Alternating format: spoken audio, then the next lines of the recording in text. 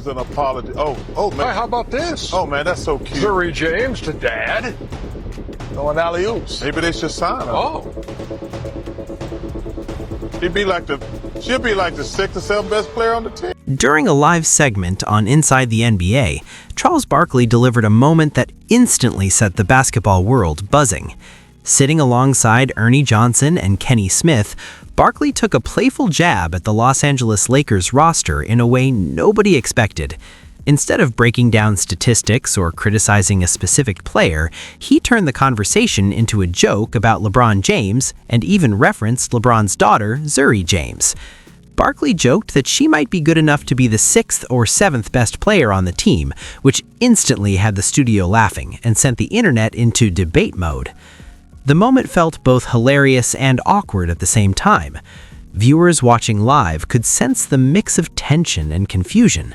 Was Barkley simply doing what he always does, using humor to entertain, or had the joke crossed a line? What made the moment even more interesting was that the comment wasn't really directed at LeBron personally. Instead, it highlighted the larger situations surrounding the Lakers, a team that has been under constant scrutiny throughout the season. Every rotation decision, lineup change, and role player performance has been picked apart by analysts and fans.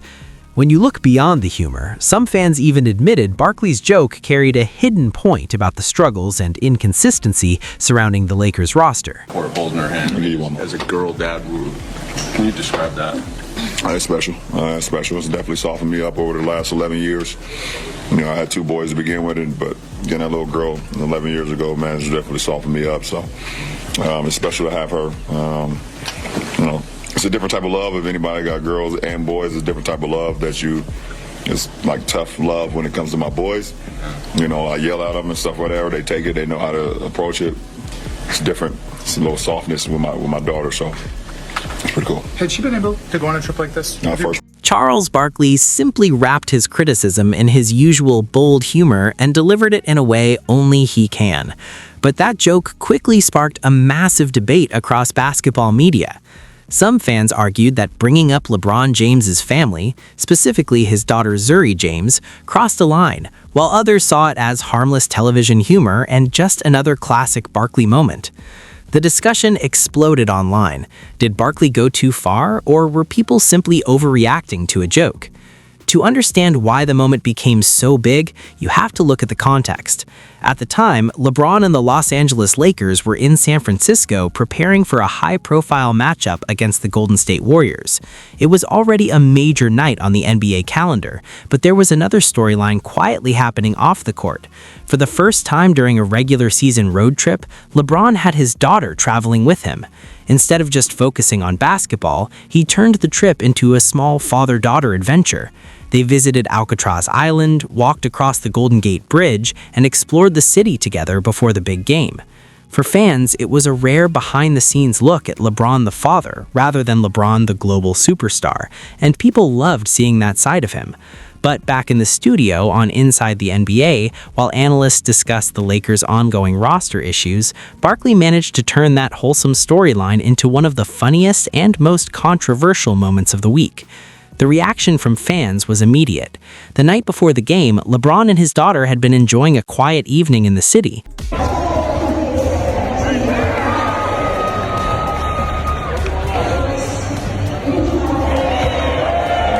Before tip-off, LeBron James brought his daughter, Zuri James, onto the court while the arena was still quiet and players were warming up. Instead of just standing on the sideline, she began copying his dribbling routine, the same rhythm, the same hand switches, and the same quick bounce pattern. It was obvious she had watched him do that routine countless times. The funny part was that she didn't look lost at all. Zuri handled the ball with impressive coordination, the kind that comes from growing up around basketball gyms and NBA practices. She looked comfortable and confident, almost like she belonged on the court, even though she's only 11 years old. For fans in the arena and people watching online, it was one of those wholesome moments that cut through the usual noise surrounding the league. There were no debates or drama, just a genuine father-daughter moment. After the game, LeBron spoke about it during his post-game interview, and you could hear the emotion in his voice. He explained that the NBA lifestyle takes him away from home more than people realize. Between road trips, travel days, media appearances, practices, and games, the schedule rarely slows down. Because of that, he admitted he misses many small moments while his kids are growing up, which is why the rare chances to spend one-on-one time with them means so much. During that interview, LeBron also shared something personal about fatherhood. He said his relationship with Zuri is different from the bond he has with his two sons. With the boys, he focuses on toughness, competition, and pushing them to work harder. But with his daughter, he said a softer side naturally comes out. He described it as a completely different kind of love, tough love with his sons, and a gentler, more emotional connection with Zuri. After the Los Angeles Lakers won that night, he even joked that she might be his new good luck charm. It was a rare NBA moment that reminded fans these athletes aren't just performers under arena lights, they're parents with families and lives beyond basketball.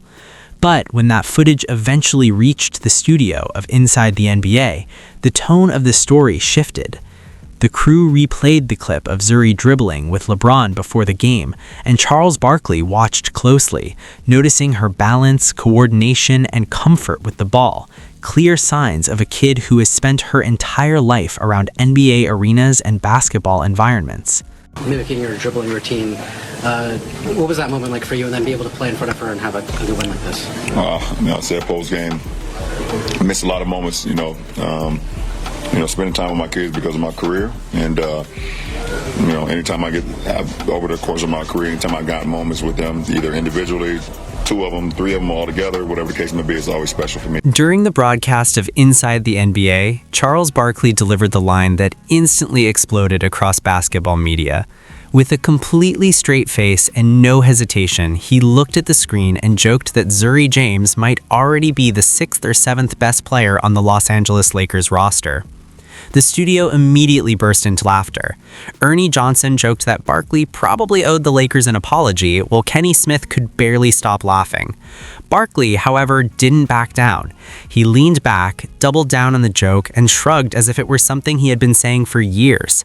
What started as a wholesome father-daughter moment quickly turned into one of the funniest and most controversial jokes of the NBA week. Everyone in the studio quickly realized that Barkley had just found a ruthless way to roast the entire Lakers roster.